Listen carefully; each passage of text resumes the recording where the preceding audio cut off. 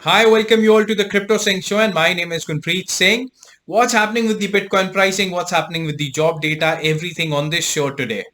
Now, before we move on, please do like, share, and subscribe. Now, what's happening with the job data, and why did we dip down? And is this really something that we need to worry about? Well, everything in this show, watch it till the end because I'll give my own prediction at the end what I think about this. And there's something really important which I will reveal at the end. What's happening with the market in general? Now, saying that, what is happening is the job data, it came out strong, and we dipped down.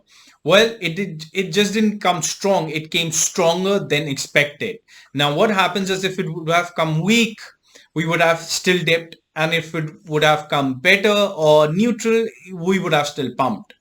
But from 2400 500, we were back to 19500, and right now struggling near 19400.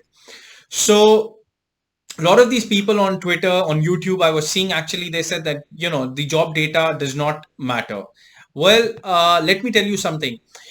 People don't realize that it's not about the job data here we're talking about. It's not just one data.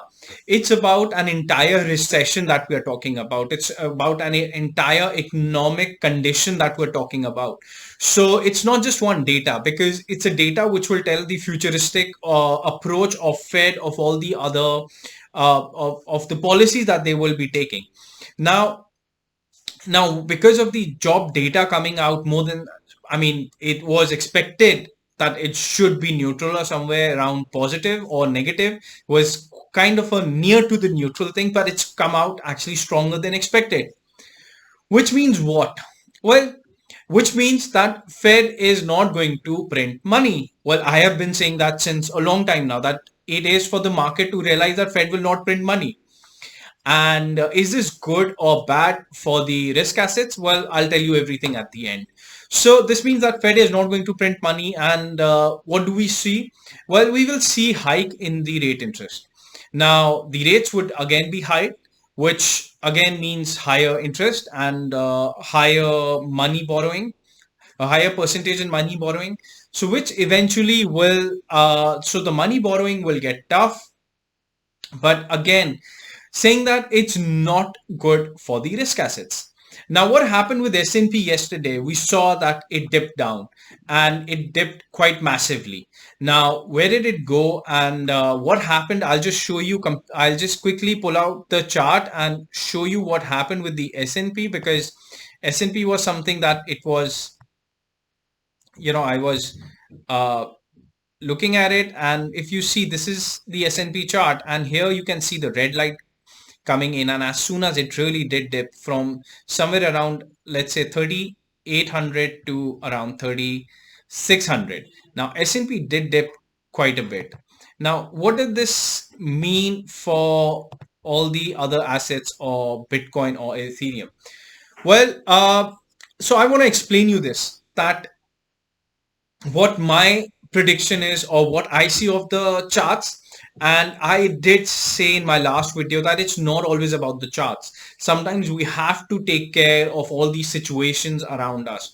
And I did tell you last time in my last video that there might, sometimes when the news are there, this because we're looking at somewhere at a recession. This means that somewhere right now the recession is being avoided, and the US is not technically in recession, because job data is stronger. Unemployment is not going weak, it's in fact going strong. So you don't have unemployment now, you have more of employment, which obviously means that Fed is not ready to print the money, and it will increase the interest rate, and the hike would continue as it's been doing.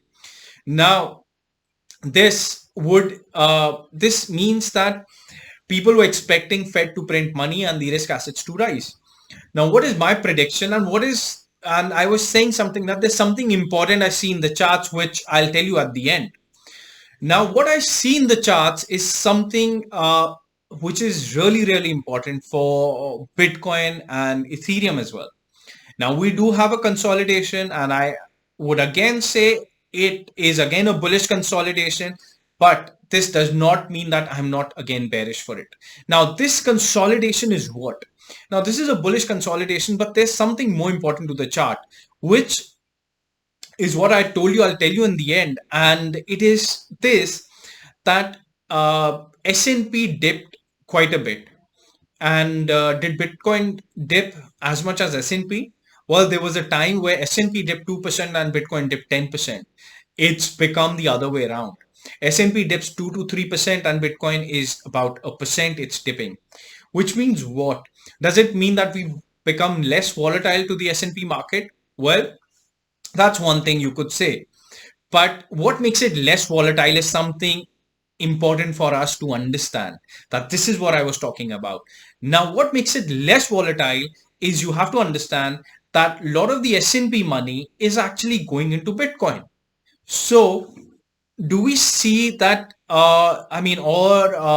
is there a change in trend that instead of people putting their money into S&P are putting into Bitcoin, Ethereum? We saw that with pound. We saw that UK government, with the UK people putting in more of money because saving themselves from currency. What did they do is put their money into Bitcoin. And now S&P money seems to be going into Bitcoin, which is very, very interesting, which has not happened before. So again, this is a consolidation, which is again a bullish consolidation, but saying that I am still long-term bearish because people still need to accept there would be a rate hike, and then the market would know that Fed is not printing money is when the actual bottom of Bitcoin would come. And this is what I've been saying from a long time, and this is exactly what happened yesterday.